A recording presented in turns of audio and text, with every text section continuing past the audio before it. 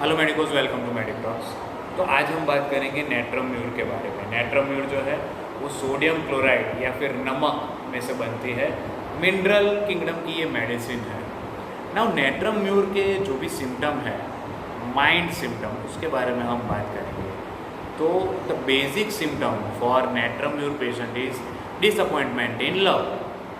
Now जब भी natrum पढ़ाई जाती है तो सब यही समझते हैं कि एक गर्ल है, एक बॉय है, उन दोनों में कुछ झगड़ा हुआ और गर्ल की ये कंडीशन हो गई, वो रो नहीं पाती है एंड दैट बिकम्स नेट्रम। तो ये सही जवाब नहीं है, सही बात नहीं है। Disappointment in love in natrum it is in larger scale. तो ये डिसअपॉइंटमेंट जो है उसको पेरेंट्स की तरफ से हो सकता है, उसको अपने भाई या बहन की तरफ से हो सकता है, फ्रेंड्स की तरफ से हो सकता है, इवन अगर उसने कोई पेट एनिमल रखा है उससे भी वो हो सकता है।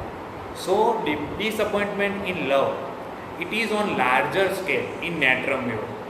नाउ सबसे पहले तो बात करते हैं कि पेरेंट्स की तरफ से ऐसे पेशेंट को डिसअपॉइंटमेंट हुआ होता है। तो क्या होता है कि जब भी आपको घर में पेरेंट्स का प्यार नहीं मिलता तो क्या होता है कि इंसान बाहर प्यार ढूंढने लगता है।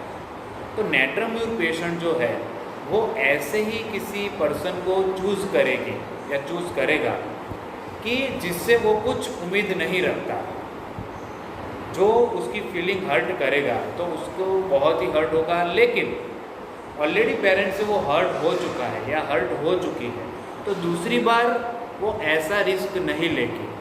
दूसरी बार वो क्या करेगी, किसी ऐसे बंदे के प्यार में ही पड़ेगी कि जिसकी तरफ से उसे कोई एक्सपेक्टेशन ही नहीं है।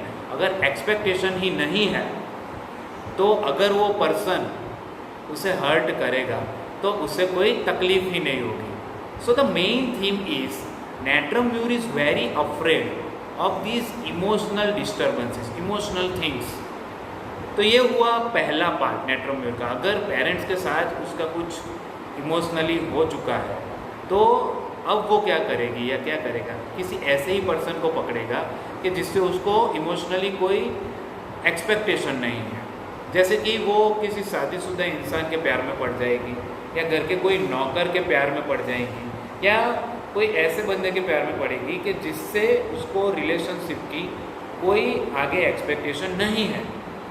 So this was the first part of natrum. Now the second part is कि चलो ऐसा मान लेते हैं कि पेरेंट्स के साथ अच्छा बनता है, फैमिलीज के साथ अच्छा बनता है, रिलेटिव्स के साथ अच्छा बनता है। ऐसी कोई लड़की अगर किसी के प्यार में पड़ी तब क्या होगा, उसकी expectation in very first relationship will be very high. One on one relationship, उसको बहुत सारी चीज़ें चाहिए, उसको अटेंशन चाहिए, इमोशनल चाहिए, लव चाहिए, और वो सब पाने के लिए ये सारी चीज़ें नेट्रम पेशेंट जो है वो सामने वाले को देगी। वो लव देगी, केयर देगी, नर्चरिंग देगी, इमोशनल स्टेबिलिटी देगी, सामने वाले के हमें साथ ही रहेगी। नाउ जब ऐसे रिलेशनशिप ब्रेक हो गए तो क्या होगा, नेट्रम बहुत ही साइलेंट बन जाएगी, उसको ये चीज़ बिल्कुल पसंद नहीं आएगी, वो टूट जाएगी एक तरह से। लेकिन इसके साथ साथ नेट्रम पेशेंट रिजर्व भी हो जाएगी, इतनी रिजर्व हो जाएगी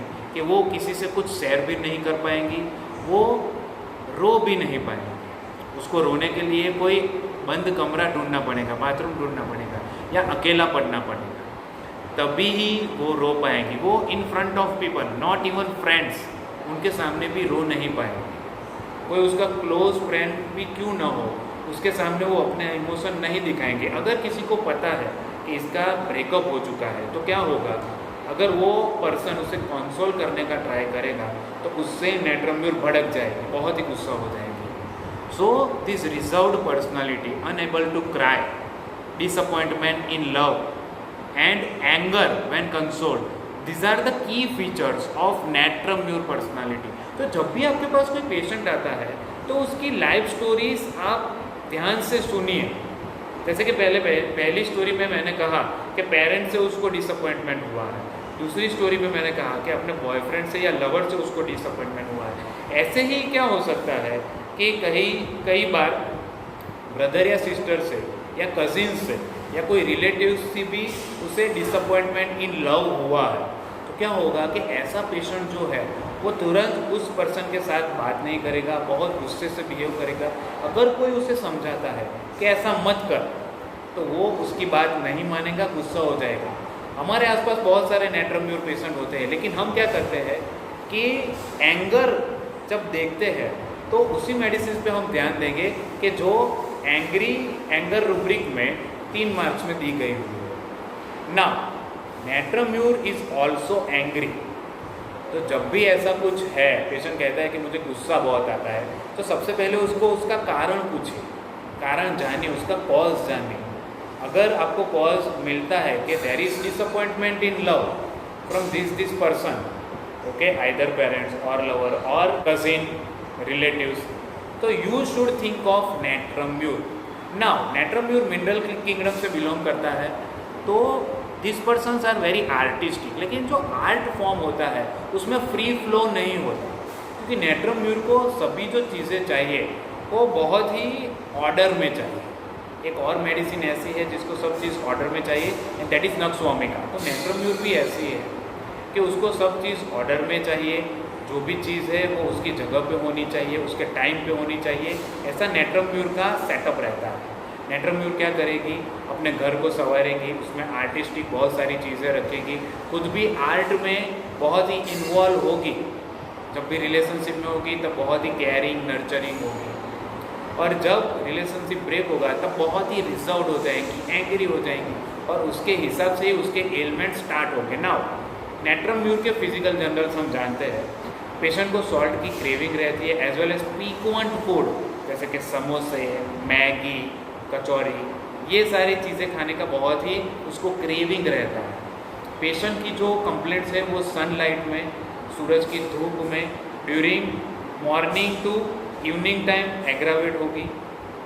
सी शोर पे उसकी सारी कंडीशंस जो है वो एग्रावेट होगी। Headache specially in young girls, school going girls देखने को मिलता है। एज वेल एज नेट्रम्यूर जो है वो एनीमिक पर्सन में दी जाती है। वाई?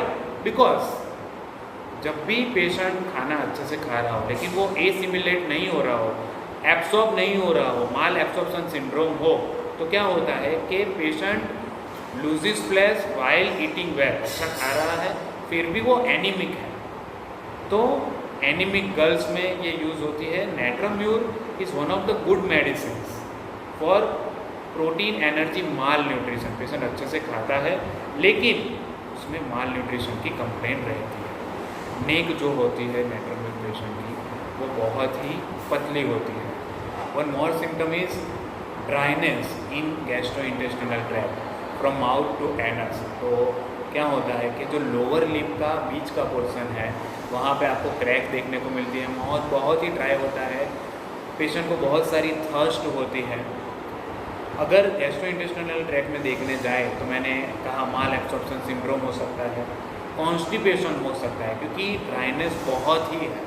तो क्या होगा कि जब भी फीसिस बनता है तो उसमें से भी फ्लूइड जो है वो एब्सॉर्ब हो जाता है, और इसी की वजह से पेशेंट को एब्सोल्यूट कॉन्स्टिपेशन होता है। कॉन्स्टिपेशन के कारण पाइल्स, हेमरॉइड्स, फिशर्स की कंप्लेंट भी देखने को मिलती है।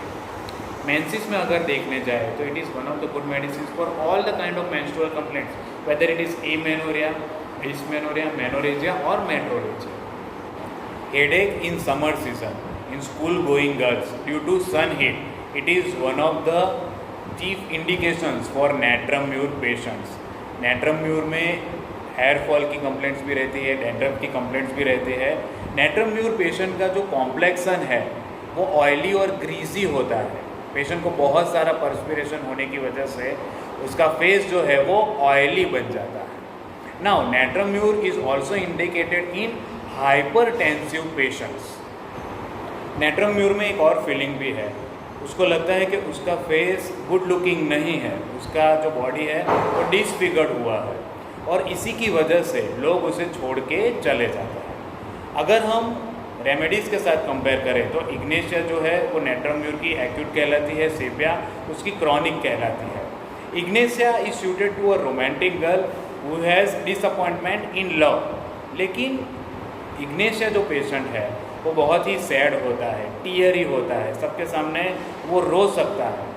उसके साथ जब भी ऐसा कुछ होगा तो वो क्या करेगी इग्नेशिया पेशेंट कि वो सबसे दूर चली जाएगी। नाउ नेट्रम्यूर जो है उसको कॉन्स्टेंटली एक कंपनी चाहिए ही चाहिए, उसको कंपनी पसंद नहीं है फिर भी उसको कंपनी चाहिए। इग्नेशिया जो है वो सबसे दूर चली जाएगी ड्यूरिंग हर सैड फेज और वो बिटर बन जाएंगी। नेट्रम्यूर जो है साइलेंट होती है, अकेले में रोती है। इग्नेशिया क्या करेगी कि वो साइलेंटली ब्रूड करेगी, साइलेंट ब्रूडिंग होगा उसमें, बार बार चिंता करते रहना, एक ही सब्जेक्ट पे बार बार बोलना, बिटर हो जाना, ये इग्नेशिया का स्वभाव बन जाएगा। सेपिया जो है, सेपिया में दो चीज़ें होती है, रिलेशनशिप एंड वर्क।